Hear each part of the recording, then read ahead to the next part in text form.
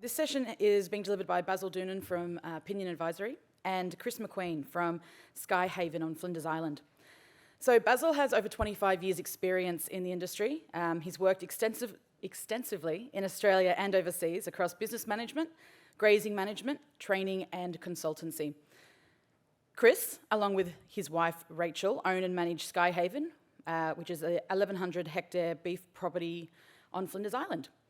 So today Basil and Chris will discuss managing pastures to capitalise on the potential profits. So thank you, Basil.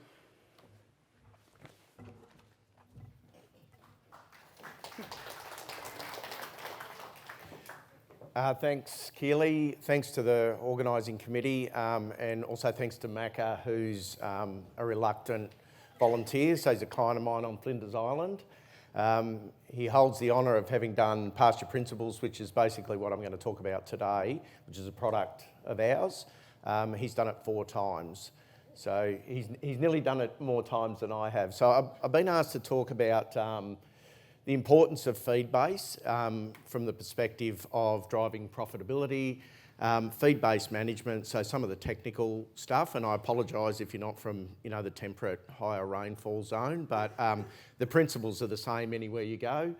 Some of the resources, which I'm a bit like Sarah, anything with collagen on it now I've kind of got a lot of interest in because I'm getting a bit older, and we came through, not you Sarah, but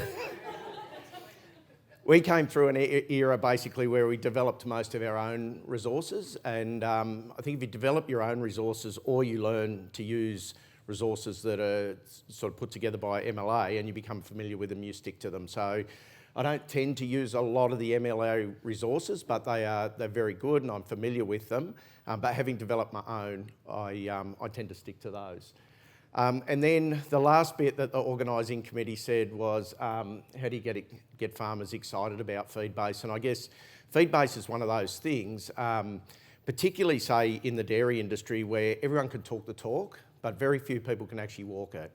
And I think it's incredibly important to be able to manage feed base or the animal plant interface, because at the end of the day, if you're a grazier or you're running a grazing system, there's expectation from the business that you can do a really good job of that. So we do a lot of benchmarking, so basically taking all that information out of a business around profitability, but also trying to link that to capability.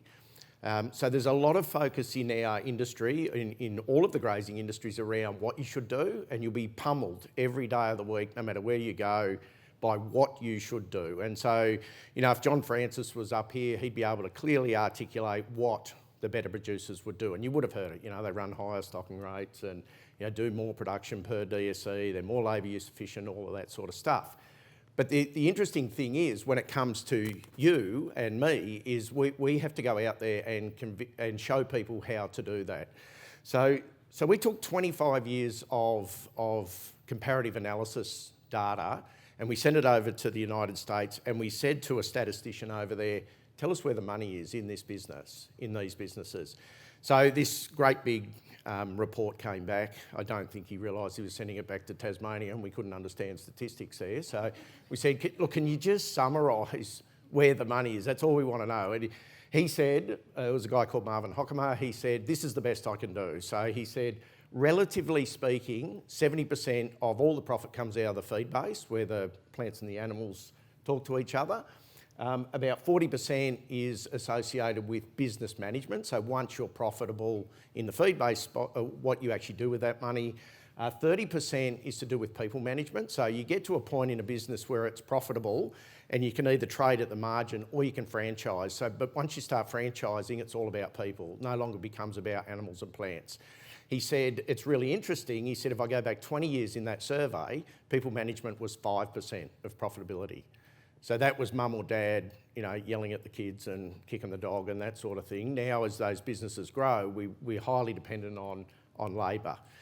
And interestingly enough, the operational side of the business, that is moving the animals around, castrating them, doing all the things we do, dagging them and shearing them, is only about 15%. And that's the stuff we talk about all the time. And we're actually very good at the operational side because you get lots of practice at it. So for those of you that are into numbers, you'll have added that up and gone, that adds up to more than 100%. And the reason it adds up to more than 100% is basically because the better producers are good at lots of things and the worst producers, or the below average, are not very good at anything. And so that's what we have to do as advisors. We have to, somewhere along the line, have a conversation that says, the reason your business is not going so good is not because of the what, it's the how, and the how is you. So we skills audit people. We have been skills auditing for ever and a day, and we've been marrying that up to profitability.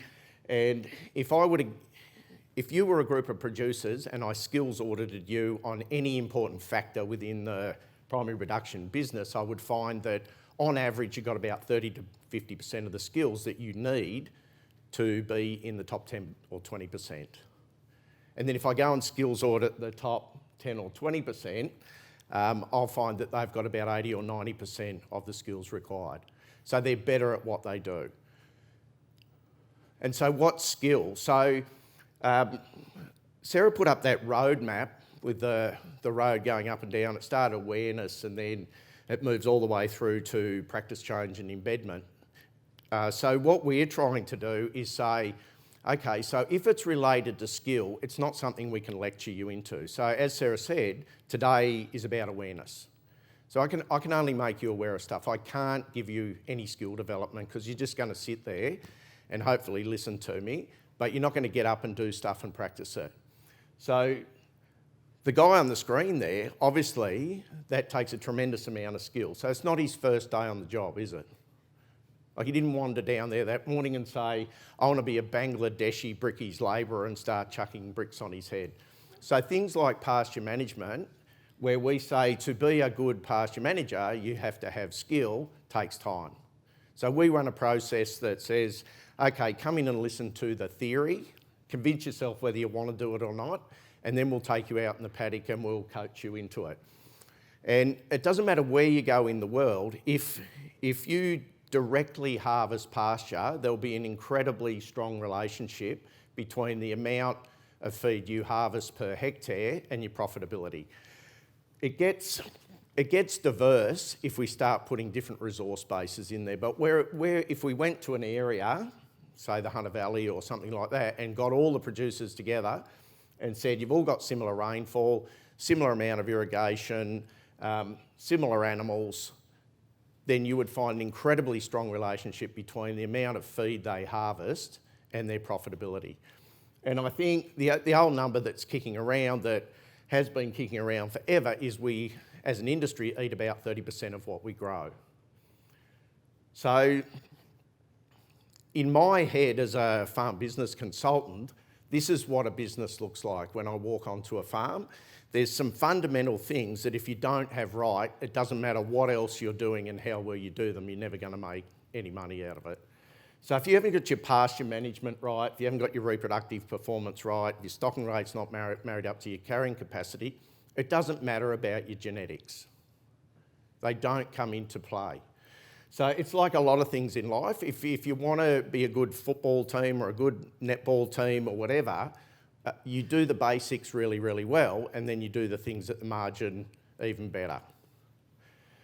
So I categorise them as the business foundation, which really tends to be knowledge and skill dominant, those things that are fundamentally important to running a good business. And then the things above that, I just call them bar lifters. So that's all the research and that at the margin that helps us get better and better. But unless, in my experience, unless a business has the fundamentals in place, it really battles to capitalise on the bar lifters.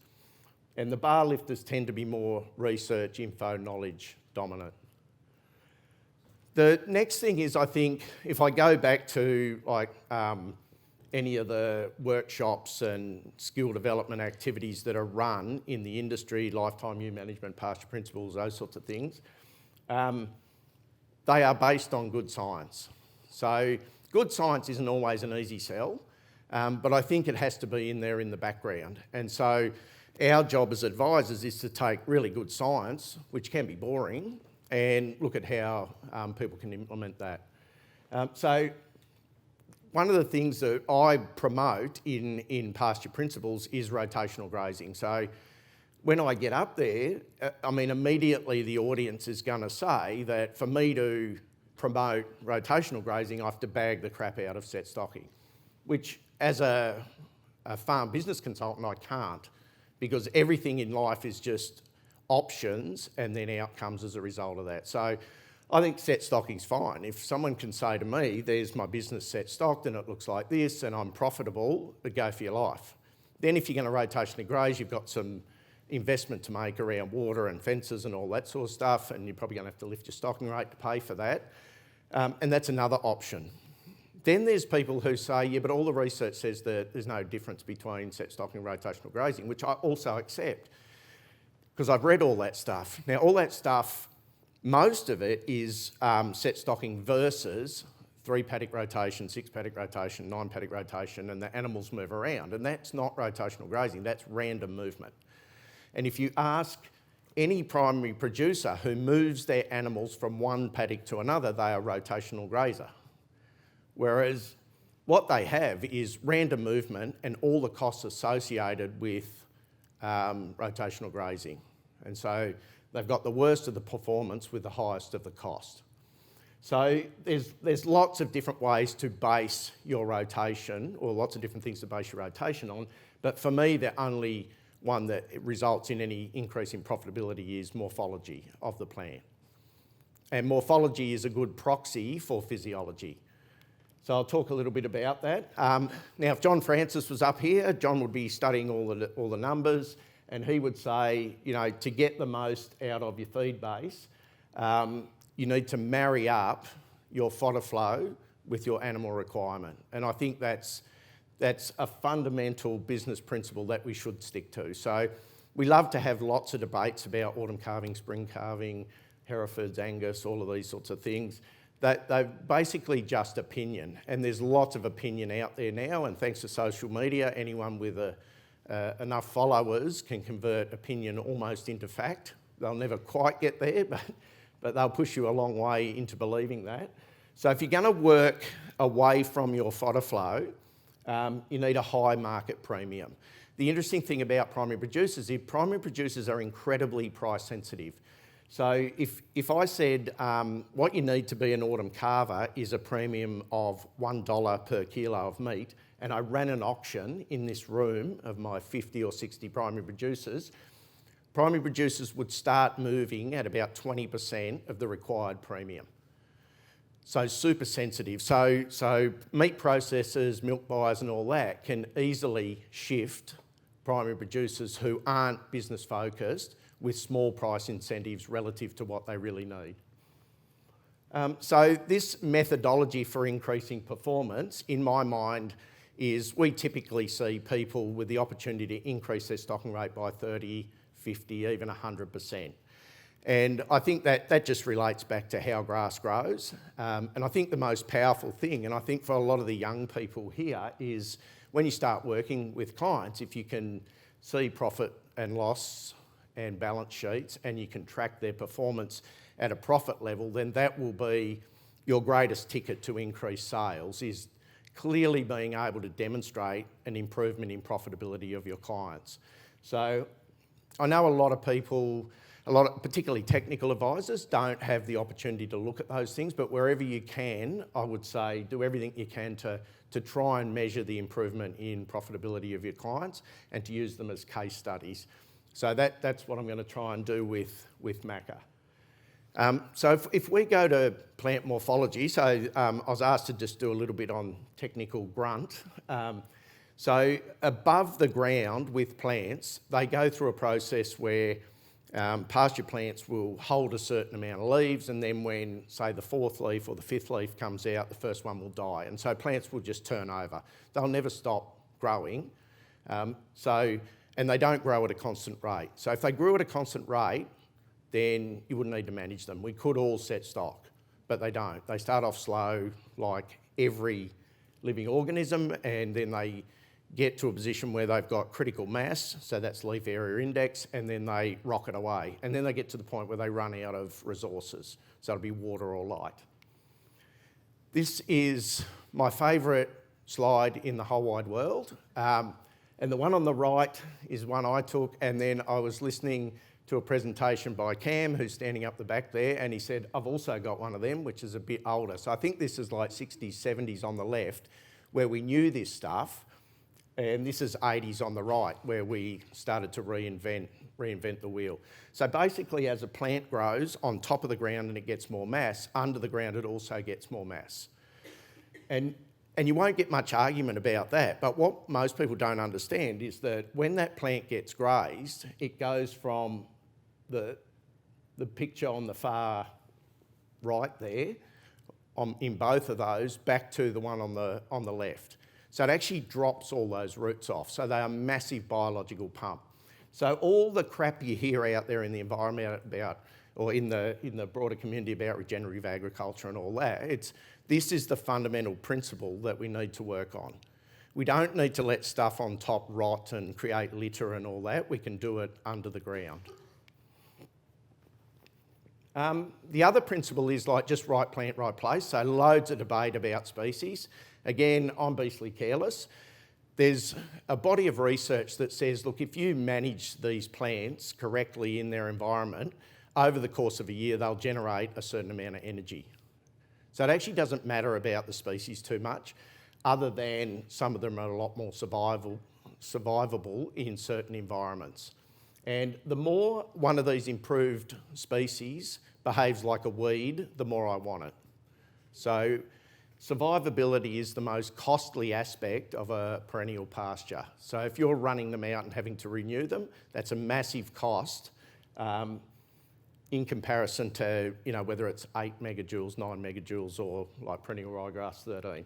So that's how plants grow there. You'll have all seen a sigmoid growth curve. I hope you believe it, because we have no future if you don't, because we actually can't help people manage pastures if they grow at that constant rate. So basically there's 3 phases. The first one is the recovery phase, then we get rapid growth in phase 2, and then in phase 3 we turn over. So if we go down a level and we talk about what's happening in the plant, in phase 1 we're just starting to get energy reserves replenished in the plant. So the plant's recovering from grazing, it has some stored energy, it shoots a little leaf out. If you've ever seen your lawn after you mow it, the following morning or 2 mornings later, it all goes lime green. So that's the little bit that shoots out from stored energy. So under set stocking, or if the animals are in the paddock for too long, we nip that off. And so the plant has to do that again. It's got to shoot out some more leaf to capture some sunlight to start photosynthesising, and it can do it about 3 times and then it dies. So under set stocking, that's why we get plants, improved perennials dropping out of the system. And I would say if you're going to set stock, don't plant improved perennials. It's a waste of money. They're actually going to exit. And at that stage, obviously, the plants are really vulnerable to grazing. And I think there's a lot of, plants have obviously evolved to be grazed. There's a lot of stuff in that early phase that either makes them unpalatable or toxic. And some of that's just the ratio of the minerals and the quality and taste of the plant. And I guess I say talk about good science. There's not a lot around palatability in that space, but there certainly is some good work around the ratio of certain minerals in the plant. In the middle of phase 2, these plants can tolerate being grazed. So as a manager, if we're trying to keep the lid on growth, then we can speed up and we can graze, at the bottom end of the productive phase as opposed to the top. And then when we get to the end of phase 2, we can't get any more food, it can't be made any better quality, and that plant can't be made any more survivable. In fact, it will start shading itself and elongating and compromising its quality once we go past that. So then if I take that graph and I superimpose across it some time, so I've got 3 lots of time across the bottom there, and then I've got accumulated edible feed up the other side. In the last third of the rotation, we grow 50% of the feed. So under set stocking, we sit down the bottom there, growing in a good scenario, well stocked and well managed, about half as much feed as we can grow under a rotational system. So somehow we've got to get that extra feed into an animal and into product to pay for the infrastructure and all of that sort of stuff and the extra animals running around.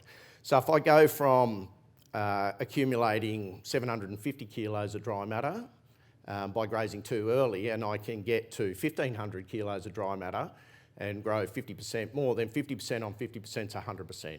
So in theory, I should be able to run double the stocking rate under a rotational system that I can on a set stock system.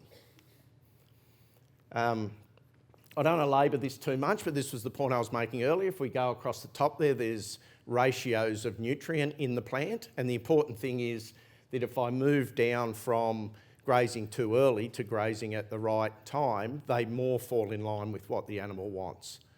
So that's the second part of the equation, is that if we graze at the right stage, then the quality of the feed is optimal. So if I just went out there to the potassium to calcium magnesium ratio, you can see if you want to tip an animal over with milk fever or grass tetany, then set stock it. And so there's lots of people who have tetanies and milk fevers and they spend lots of time worrying about it, yet they will go set stock. This is one of the other things is there any nutritionists in the room? There will be, for sure. Yep. Okay. So most nutritionists are trained in a very similar way. It's based on the Cornell model, which is a lot of research done in America around TMR, total mixed ration feeding systems. And so what they do is they have an abundance of starch in America and they add fibre to make animals not die of acidosis, basically. So the incredible thing about grass is that if we look at NDF and animals need, say, 16 to 25% NDF in the diet, and that pasture there is 43% NDF, neutral detergent fibre, so it's saying, oh, that's a bit too high. But at the same time, it's 86% digestible.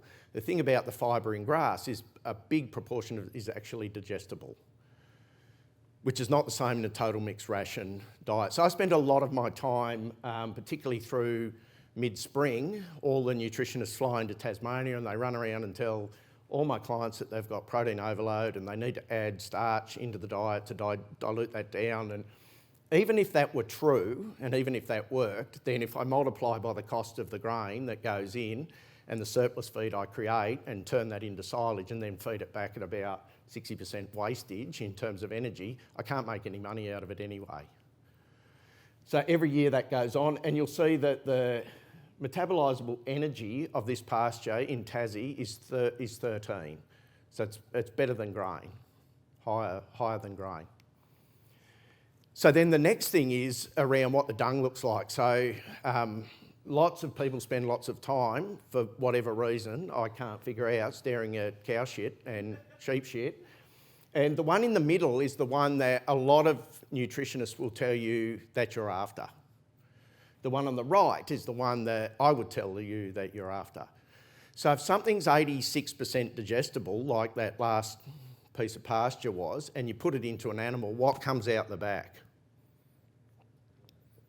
14% of something, and it looks like that. And the quicker it comes out, the quicker you can get more in, the quicker the animal grows. But I have lots of, it's particularly in the dairy industry where, you know, historically you could afford to feed more, of nutritionists telling me that a turd needs to be as high as a credit card, and if you get it right, the animal will be so happy that we'll even do a turd that has a love heart in the middle to thank you for it. But realistically, if we graze at the right stage, there's no subclinical acidosis going on. Granted, we will have protein overload and we'll burn a bit of energy to deal with that, but we can't make any money out of supplementing. And the same goes for sheep. The third part of the equation that we're after is the survivability. So the last thing a plant will do after it makes sure it, in its own right, will live till tomorrow, is then reproduce. So it's like most things, the first energy that goes into a plant or an animal goes to making sure I get to tomorrow.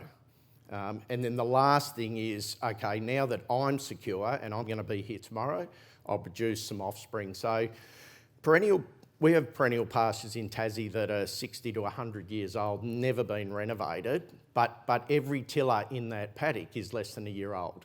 So all our management practice this year, this autumn, this spring, in terms of daughter tiller generation, determines the productivity of the pasture in the following 12 months. And perennial means forever. So when people say to me, when I sell a pasture, how long can I expect it to last? I go, on one hand, I go, well, for my better clients, I would expect it to last forever. Under your management, probably not very long at all. And the reason that you're renovating is probably because you mismanaged it in the first place. So the thing in my head is around this rest. There's lots of talk about rest now in the media, and having these incredibly long rest periods is. But if I ask someone about rest, very few people can tell me what the purpose is and how long it should be for. So when we look at plants, our client base looks at plants, they can clearly determine how long they need to rest the plant for to get maximum quality, maximum quantity and survivability of the pastures. So that's all we're trying to teach them to do in the coaching phase of pasture principles or grass to dollars or any of the other science-based approaches to pasture management. So our rotation length or our rest phase it's non-negotiable to get those benefits. So whatever we do on the animal side of the equation is a function of that. So intuitively, if we haven't got enough feed, we'll want to give them more area and go faster. Logically, if we haven't got enough food and we need to rest for longer, they get less. And so you need to be able to measure. So we need to know, okay, if we pull back this rotation, are we underfeeding or overfeeding? So the most accurate form of measurement is actually the eye, but the eye needs to be calibrated. So lots of people don't like measuring, so they say, I do it with my eye, but an uncalibrated eye is the least accurate measure. And when it comes to pasture management, and remember it's the key driver of business profitability, frequency always trumps accuracy. So with our clients and our managers, we like them measuring every day, having a look every day, rather than get out the plate meter and plonk around for, do a infinitely accurate measurement of how deep the shit is. We just need to know whether we're in it or not. And your reaction to too much feed or not enough feed is always in the same direction. So we don't want to get a long way off track and then burn a heap of fuel getting back on track. We just want to make many small adjustments. We also have rules of thumb. So I think the other thing about getting anybody to do anything is making it easy. So we use rules of thumb. Any one of my clients will be able to walk into a mob of animals, sheep, cattle, dairy cattle, and work out how much energy they require on any given day or how much dry matter in an instant, as long as they can roughly tell me the live weight and what their expectation is of live weight gain. And they should be able to do that. If you're making it so hard for your clients to measure this stuff and they don't want to, you'll never get them to change. You can preach all you like about how important it is, they will never ever do it. So just onto a few case studies. These were the ones I was saying earlier that I think for young clients, and I didn't do it till late in my career, I was probably too scared to worry about whether I was actually having any positive impact or not, as long as someone was paying me.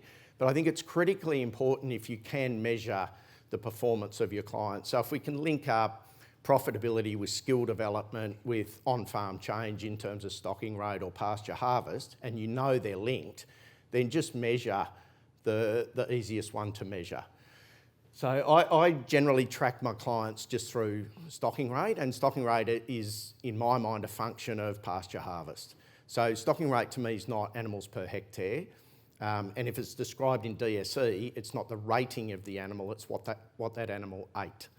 So here's Lambfall, they're one of my clients, they're seed stock producers, so if people tell me they can't do rotational grazing because of the shifts and the number of mobs, I just go, well, here's a business that has 42 mobs that get shifted every single day. And the complexities of seed stock production on top of pasture production is ridiculous. And yet these guys do it. And so I think everyone has a motivation for change. And I always think it's profit in my mind. And if it's not profit as in some cash, it's profit as in some money to do something. And so these guys went through a succession planning process, and basically 6 didn't go into 2, so they needed to do something, and they wanted to go down a productivity pathway, like make the business more profitable and fit everyone inside. So when I started working with them, 2,100 hectares, and they had a midwinter stocking rate, which drives our average annual stocking rate of about 12 DSE per hectare, and an average annual of 17. And they were eating 0.69 of a tonne of feed per 100 mils of rainfall, which I think's a good measure, how much food you're eating per 100 mils of rainfall across big rainfall variations. So over time, we're now in a position where we're at midwinter stocking rate of 22 DSE, and lots of these numbers I think they're quite scary and high in my mind, because I'm used to what does the average person do, and so the average person's about 12 in that environment, so they nearly double, and then our average annual's gone from 17 to 37. So. And our food eaten per 100 mils of rainfall is about 1.5 tonnes. So again, that's doubled. So these are the numbers if we go through this process of moving from set stocking, which can be profitable, to rotational grazing based on plant morphology to capture quality, quantity and survivability. We need to be able to at least double our stocking rate, I think, to make it all worthwhile. So they've done it. They've gone up over 100%. One of the points I wanted to make is the green zone is where it starts to take off. So it doesn't happen overnight. So they would have gone through a process of sitting through a workshop that described all this theory, and at the end of the workshop, all I want someone to say is, that makes enough sense for me to try that. Or it doesn't, and I'm fine with it. So one of the problems I have in measuring change is that I don't expect everyone to become a rotational grazer out of pasture principles. And at this level and Macca's level and some of these other case study levels, I don't expect 20 or 30% to commit at that level. Because in between set stocking and this level of performance, there's a lot of areas where their business improves, but it doesn't improve as far as I think it can, but they're comfortable. So a lot of people get a lot of comfort out of control. So under set stocking, everything just happens. There's very little I can do. It gets to a point where there's no food and I destock. Whereas we have a lot more control about how we take weight off animals, put it back on, redistribute it, those sorts of things. So it's in about year 3 or 4 that confidence kicks in on top of capability. And I think that's really important, that we just don't see our clients overnight start implementing this stuff and the profits flow. Like it really they've got a lot at stake. So, 2,200 hectares, I don't know what that business would be worth, 50, 60 million. For them to just go, oh yeah, that sounded really cool, Basil, and tomorrow morning I'm going to wake up and start moving animals around and double my stocking rate, it's a ridiculous concept. So I think we've got to be patient about how that happens and when it kicks in. Similarly, the same happens on sheep farms. So Scott's motivation was he had to buy the property off his parents at full commercial rate. And he also it was in a district where you just couldn't buy more land even before the recent challenges associated with buying farms. So again, Scott started off about 15 DSE, which is spot on average for that district, midwinter, 9, and average annual of about 15, and now he's up around 18 for winter and 34. So a massive increase. It actually is easier to do it on sheep farms than it is on beef farms, because you can get more animals out of the parent, and on top of that, you've got a lot shorter trade periods. So it's easy to buy animals in and kick them out when a bit of surplus feed shows up. And a lot of these guys, like Scott, he will do a lamb trade for $12 profit. So that's kind of our line. And the reason we do that is because we do them in 1,000 lamb rolls, and $12,000 is worth doing something for. It's one mob of animals. But a lot of people won't do it for like under a $50 gross, but even at a $50 gross, they don't even know what the net is. So we can work all that stuff out with those rules of thumb. So this is an interesting guy. His motivation is killing stuff. So he travels all around the world shooting animals and mounting them. It's an incredibly impressive game room, or whatever you call them. And this guy is a freak when it comes to pasture management. So I reckon even Macca, who's hopefully listening, sees this guy as a bit of a hero. He's not that far up the road from Macca. He's also on Flinders Island. Whenever you compare Croft to a data set, you just compare to the top 20%. It's ridiculous to compare him to average. So if I have a look at the top 20% and Croft's performance, his live weight per hectare is near enough double. His performance per animal or per DSE is about the same. So that thing about, when you go up in animals, you go down per head, you often do, but not in his case. His labour use efficiency is ridiculous, and his midwinter stocking rate is like 30% higher than average, and average annual stocking rate is about double. And that's comparing him to the top 20%, not the average. And then his economic performance, again, if I just go to return on assets managed there, is double the top 20%.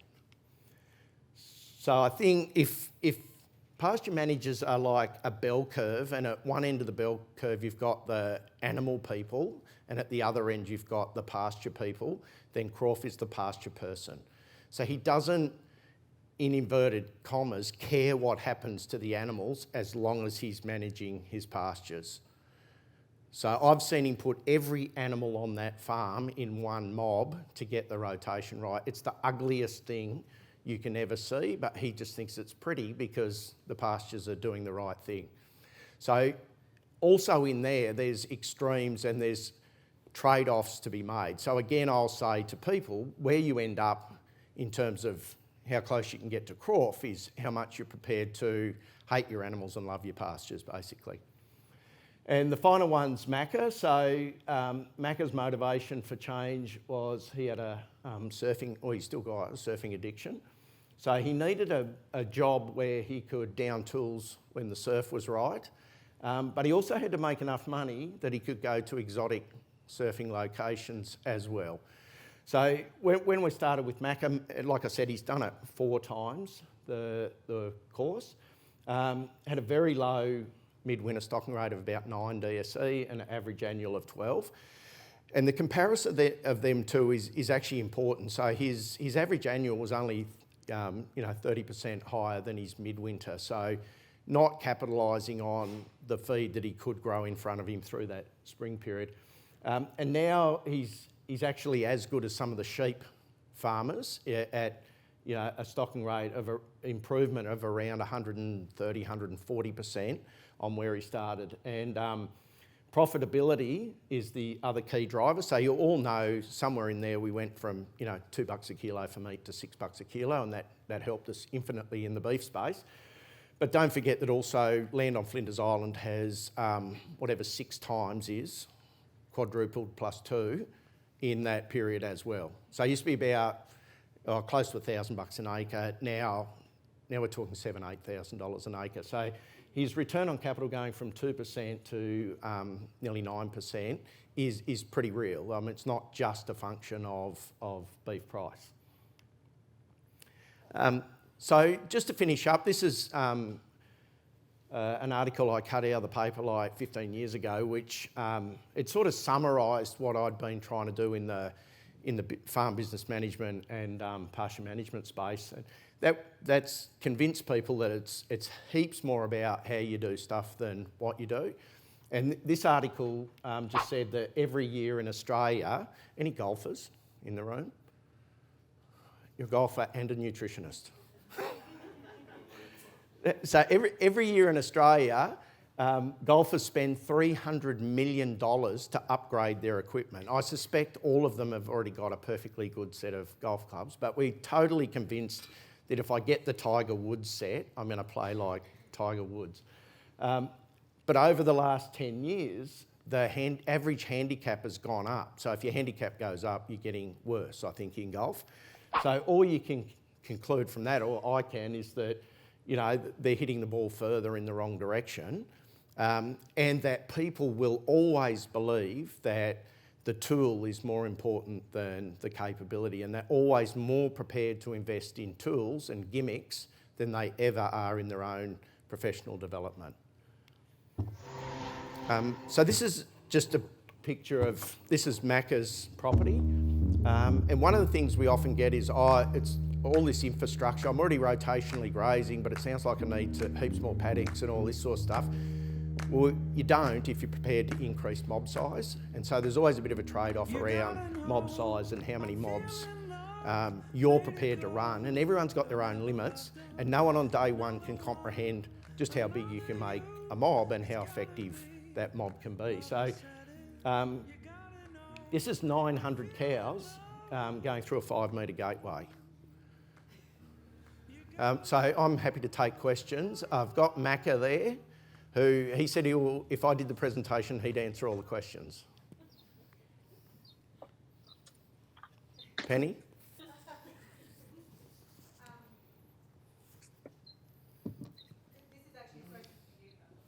Okay. Anyone ever tell you you'd make a good school teacher? Yes. So my question is actually around, because you're very pasture-based focus, and I know Tassie is quite different to parts of southern Australia. I've been noticing both, I suppose, influential farmers and a number of consultants really pushing for containment feeding to being a permanent part of particularly sheep businesses, where 10 years ago it was quite different. Maybe it's a factor of price and for it to be paying off, but now, you know, there's people working out how they can lamb in containment feeding and doing all sorts of things. And I get really uneasy, perhaps from my dairy extension days, but just interested to hear your thoughts on that. Yeah, so I think you hit the nail on the head when you said it's price. So that had to be, in the last drought, we had something you never ever saw, and that was a high exit price. So historically our focus had to be on destock, and destock's still way more powerful tool than confinement feeding. But confinement feeding, you know, you can lock animals up now and make money. So then we learned how to do that in the drought, and so we know all about confinement feeding, and then got into a position, if we marry up, you know, what the pasture's doing and our midwinter stocking rates say, it's not always midwinter, but marry that up with an ability to profitably feed, then it's going to be a tool in the business that we can use going forward. And I'm a bit like you, like I've got clients as we speak trying to lamb in confinement. And I think that's the inevitable thing. If you jack stocking rate through confinement feeding and you push the feed away, then you need to look, well, if I'm going to jack that, do I need to push lambing date back? I don't think there's any issue with cattle, but sheep, it's, you know, if you get that wrong, it's a pretty horrific outcome.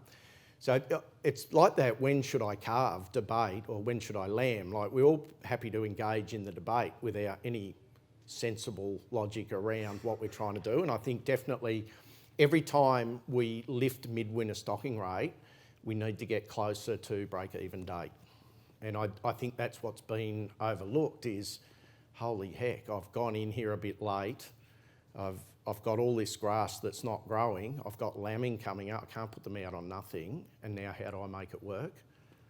I haven't measured any of the fallout, but yeah, I'm like you. It's like, ooh, I wonder how this is going to go. Yep. What's your approach to winners that should be growing on really lush grass but aren't? Sorry, I'll repeat that. What's your approach to winners that should be growing on really lush grass but aren't? There's been a move in our way of more and more irrigation, but people are finding that their young stock actually grow better off the irrigation than on it. Yeah, I'd say that's a load of crap, to be honest. Like, if you put animals on irrigated pasture and you graze it appropriately, they'll do a lot better than on dry standing feed of a lower quality. If If the irrigated feed is no different to the dryland feed, then they'll do exactly the same. And if the dryland feed's better quality than the irrigated feed, and that could only be through mismanagement, I think, then they'll do better on the dryland feed. But simply saying, why won't they do on irrigation, there'd be no logical reason. It would have to be like worm burden or, I don't know, too fast a rotation, too slow a rotation, but simply adding water out of a pipe or out of the sky makes no difference. Andrew? I presume, Chris, you can hear us? I can. Good. Can you? Yeah, we got you. Just wondering, like 900 cattle in a mob, and I guess the fear of sort of pugging and destroying pastures just, I know, would turn a lot of people off. But can you just, obviously you're comfortable with it, can you try and give me some comfort in it? Well, that block where the cows were filmed, that used to be fog grass 4 years ago. And the turning it over, I mean, I get happy when I see a paddock turned over and pugged up, to be honest. If your rotations are long enough, it'll recover. At that point, they were on 90 days. So by the time they came back, no problem. I enjoy seeing paddocks get trashed because all that comes back is ryegrass, clover, or whatever species you have. Our soils here are quite sandy, so yeah, they're probably they recover probably better than some, but for us it works pretty well. Thanks.